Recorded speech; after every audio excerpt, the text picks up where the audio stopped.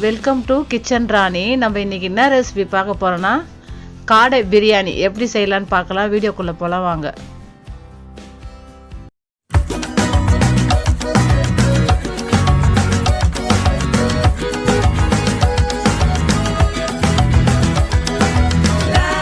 காடை பிரியாணி செய்யறதுக்கு நம்ம ஒரு பாசுமதி ரைஸ் எடுத்துக்கலாம். நான் பாருங்க ஒரு 4 கிலோ பிடிக்கிற டம்ளரில் தான் எடுத்துருக்கேன், 2 டம்ளரு.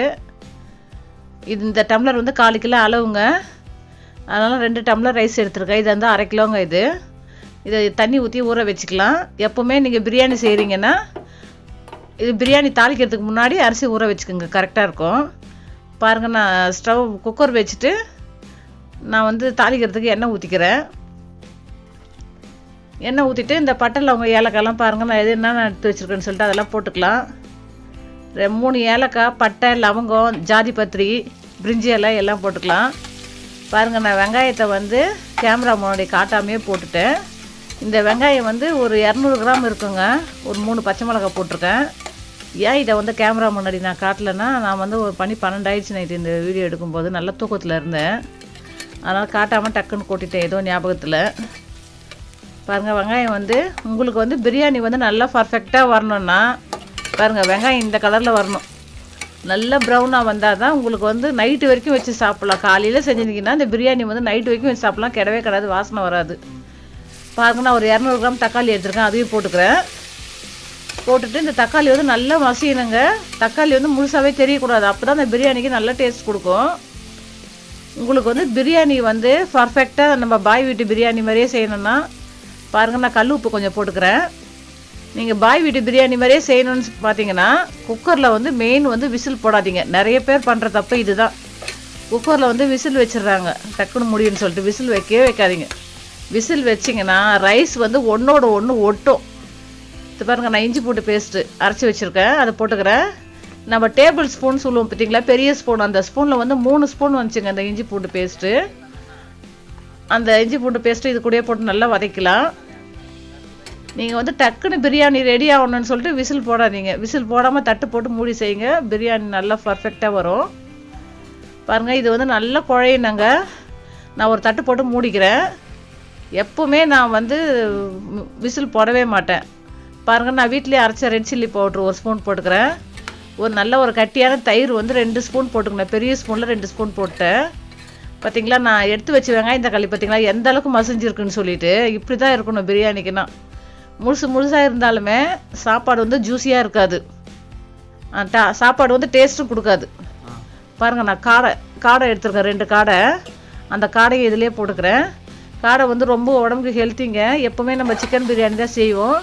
இந்த வாட்டி கொஞ்சம் டிஃப்ரெண்ட்டாக இருக்குன்னு சொல்லிட்டு காடை பிரியாணி செஞ்சுருக்கேன். டேஸ்ட்டு பார்த்தீங்கன்னா ரொம்ப சூப்பராக இருந்துச்சு. நீங்களும் அது மாதிரி வீட்டில் ட்ரை பண்ணி பாருங்கள். பாருங்கள் எப்படி இருக்குது பார்த்தீங்களா, வெங்காயம் தக்காளி ஒரு பேஸ்ட் மாதிரி ஆயிடுச்சு பாருங்கள், மசாலா மாதிரி. அது இப்படி தான் இருக்கணும் பிரியாணி செஞ்சிங்கன்னா. இப்போ நிறைய பேர் பிரியாணி செய்கிறாங்க, கஷ்டப்படுறாங்க பாவம். ஆனால் வந்து அந்த வெங்காயம் தக்காளியை வந்து சரியாக வதக்க மாட்டாங்க, முழுசாக இருக்குது. அப்போ வந்து பிரியாணி வந்து ருசி கொடுக்காது. பாருங்க, நான் ஒரு தட்டு போட்டு மூடிடுறேன். பார்த்தீங்களா எந்த அளவுக்கு வதங்கியிருக்குன்னு சொல்லிட்டு.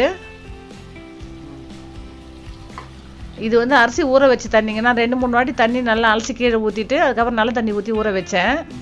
நான் வந்து 2.5 டம்ளர் தண்ணி ஊற்றிக்கிறேங்க, ஏன்னா அரிசி நல்லா ஊறிடுச்சு. அதனால் 2 டம்ளர் ரைஸுக்கு 2.5 டம்ளர் தண்ணி ஊற்றுறேன்.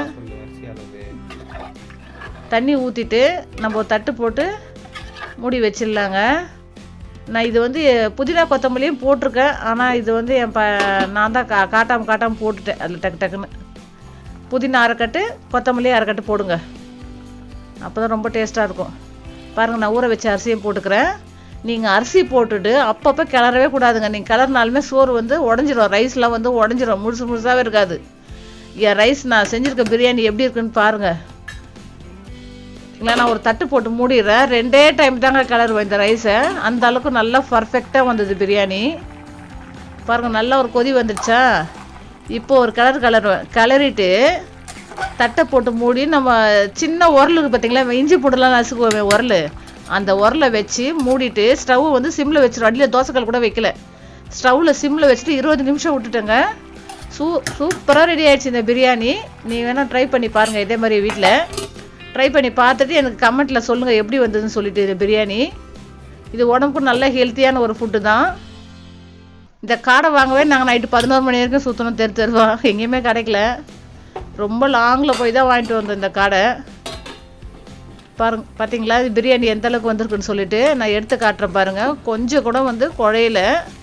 இப்போ நீங்கள் குக்கரில் விசில் போட்டு செஞ்சிங்கன்னா டக்குன்னு ரெடி ஆகிடும்.